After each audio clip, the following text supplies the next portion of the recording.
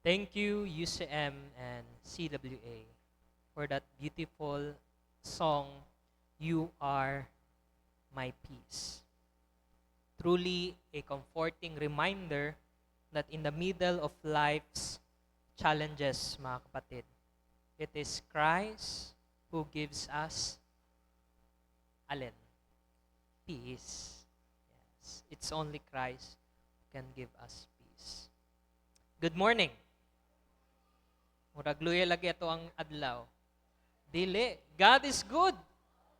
And all the time. Kana.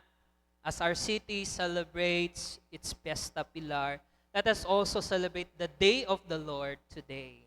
As we observe and give thanks to God for this day, having the emphasis of peace.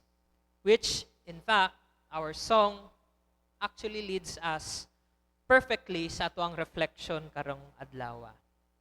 Wherein we are brought to a story, the Gospel of Luke, where Jesus meets ilan daw? 10 persons who are in deep need. Ano kang need yun? Tingnan natin. It is a story daw about healing, gratitude, and faith. And as we will see, it is also a story about peace. Saan kaya papasok doon yung peace? But before we continue, let us ask God's guidance through prayer. So may I invite everyone to pray with me? Lord, we thank you for this morning, for gathering us as one family in your presence. Speak to us now through your word. Help us to understand your peace, the kind that heals our hearts and makes us whole. In Jesus' name we pray. Amen. Once again, good morning. Let us look at what Luke tells us about this passage. About Jesus who is on his way to, saan daw siya papunta? Jerusalem. Passing between Samaria and Galilee. On his journey, 10 lepers meet him from a distance. They called out Jesus, saying, Jesus, Master, have mercy on us. Bakit? Ano bang meron sa kanila? So, what do you know about leprosy? Aside sa atong mga nasa medical field, alam nila, pero we have also acknowledged that itong leprosy is about a skin condition, disease, no? So leprosy at that time was a terrible condition kasi hindi pa nila alam kung anong klase itong sakit. Alam naman nila na skin disease pero hindi pa nila alam yung possible na treatment, no? So it was not only a disease that time sa isang katawan, it is also meant being cut off from one's family. Hinihiwalay na sila. Kina-cut off din sila sa community and even sa temple. Bakit? Because lepers were considered unclean, hindi malinis, and forced to live apart from others. Maybe because andun yung takot nila na baka mawaan sila, and maybe because of their thought na itong mga naay mga ganitong skin disease are sinners. Makita daw sa kanilang mga skin. Now, when Jesus saw them, anong ginawa niya? Hindi niya nilapitan kagad. Sinabihan lang niya na, go and show yourselves to the priest. Pero yung tanong ko, bakit sa priest? Anong meron ba sa priest? Now, ang priest manggod that time has the authority to tell that this person is clean or not. So, meron siyang authority pala na sabihin, oh, ito, malinis na, pwede na siya bumalik sa community. Now, ito yung sinabi ni Jesus for those who want to be healed. Wala siyang ginawang paghawak, wala siyang ginawang pag-lay over sa hand. Sinabihan lang talaga niya na, go and show yourselves to the priest. Now, what happened? Nakinig sila because yun nga yung purpose ng tinawag na si Jesus. They want They wanted to be healed. And when they followed the instruction of Jesus, pagpunta pa lang nila, gumaling sila. That's where the miracle happened. When they went and heard, tapos obeyed the word of God, they were healed. Pero may surprise na nangyari dito. Yung isa sa kanila bumalik. At anong ginawa? May hiningi pa ba siya kay Jesus? No. He thanked Jesus. Nagpasalamat siya. The one who returned, alam niyo kung ano siya? Ethnicity? Samaritano. Kaaway pa naman ng mga Jews. No? People normally look down din. Pero yun ang bumalik at nagpasalamat kay Jesus. Then Jesus asked, sana di ba 10 kayo? Saan yung 9? Di ba? And he said to the one who returned, sige, rise up and go. Your faith has made you well. So may kakaiba ba nangyari sa isang ito? We'll see later. Now, this story, although it teaches us about healing it also teaches us about peace. Very important about peace. When we hear the word peace, ano ba ang usually nakikita natin, naiintindihan natin? What comes to your mind? Quietness, di ba? Peace. Quietness.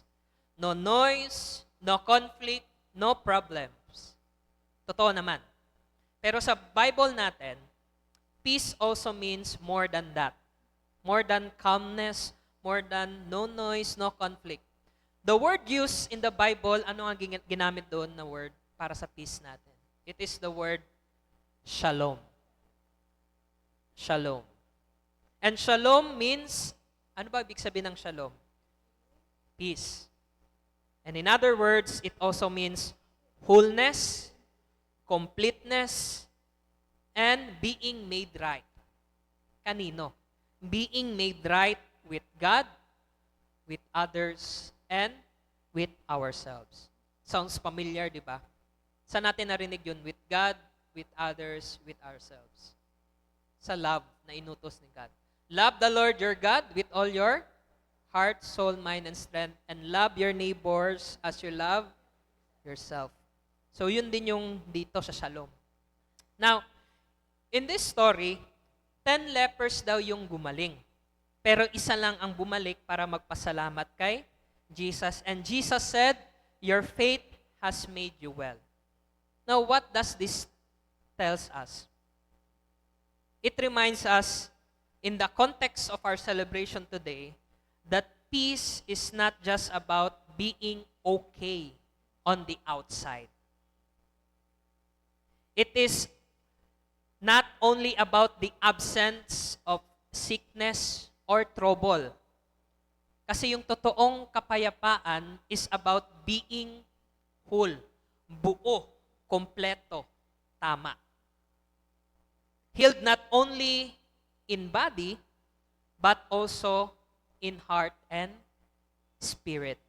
Ang tanong, healed na ba kayo? Are you complete? Are you whole? Are you right with God? And that kind of peace is found when we return to Jesus. Doon lang daw natin makukuha, matatanggap pag bumalik tayo kay Jesus. The healed Samaritan came back with gratitude. And in that moment, mga kapatid, he received more than physical healing. So ngayon, ang kakaiba lang sa kanya to the 9 na wala bumalik is that he is whole, kompleto. Wala yung natanggap ng siyam. Ang natanggap lang nila kagalingan sa katawan, sa kanilang skin. But ang kakaiba ngayon sa nagbalik is that hindi lang siya pinaalis ng Panginoon na magaling lang, kundi kompleto na. Kompleto sa thought na magkakasakit pa siguro siya, hindi na. Kompleto sa thought na nakapasalamat ako, buo yung spirito ko at naniniwala na ako ngayon sa Panginoon. So mga kapatid, he found spiritual peace. Di na siya troubled na wala akong nakapasalamat. Di na siya troubled na may kulang pa. So gratitude led him back to Jesus. And that's where true peace begins. Doon nagsimula yung totoong kapayapaan. In a heart that remembers, returns, and give thanks to God in our context. Now, we may ask, what does this mean for us today?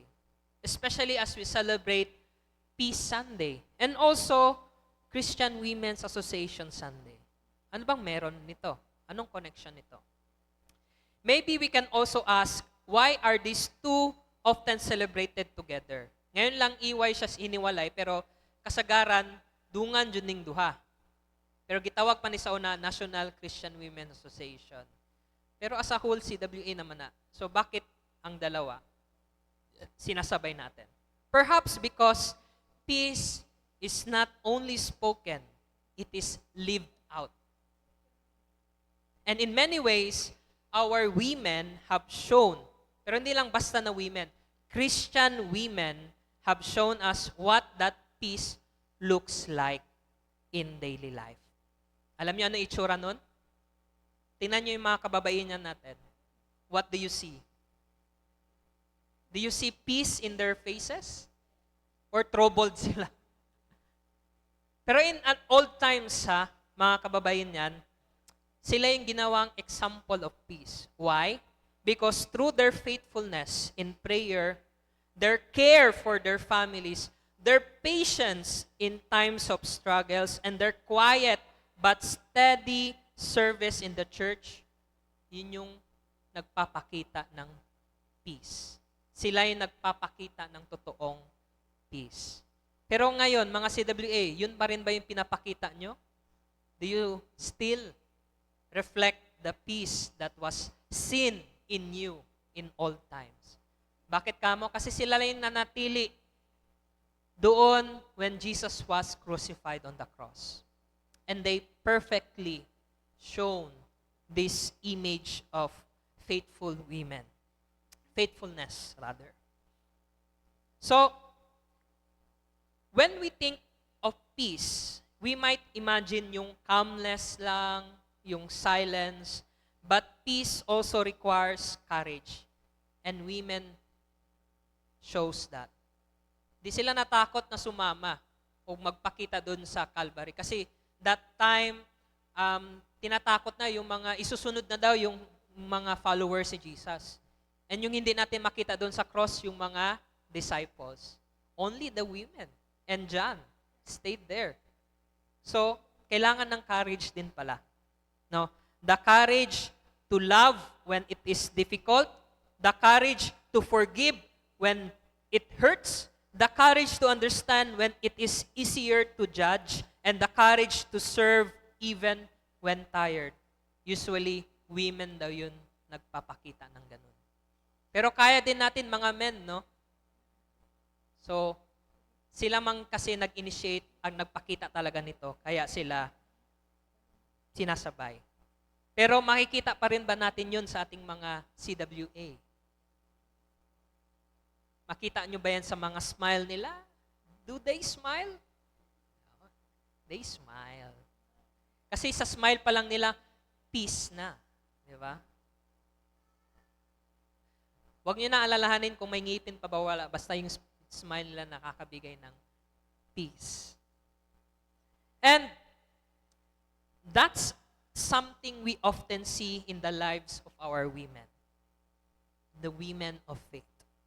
Their witness reminds us that peace begins in small, faithful acts. Kahit hindi sila napapansin masyado sa una, pero yung mga ginagawa nilang pagsunod, pag-pray, no? Pag-believe, it is the act of faithfulness. So, dito rin ngayon daw, in homes where love is practiced, in relationships where grace is given, and in ministries where service is offered with joy, that is the face of peace. And peace begins in that small and faithful acts. But this message is not just for women, mga kapatid. It is for all of us today. Jesus calls us now, men and women, youth and children, elders, to live out this peace. The same peace that made the healed man whole. Kung gusto tayo maging buo, gawin din natin to. Gawin natin yung mga simple but faithful acts. Yung pag-love, kahit hindi na karapat-dapat na i-love. Pag-forgive, kahit na masakit na or sinasaktan na tayo. And yung pag-serve natin sa ministry ni Lord. That same peace that Jesus wants us to share with others, let us do today. Today, as we thank God for our CWA, may we also remember that peace is not something we only receive. Peace is something we share. May we live as people of peace, thankful, faithful, and always returning to Jesus, the source of our wholeness. In the name of the Father, and of the Son, and of the Holy Spirit. Amen.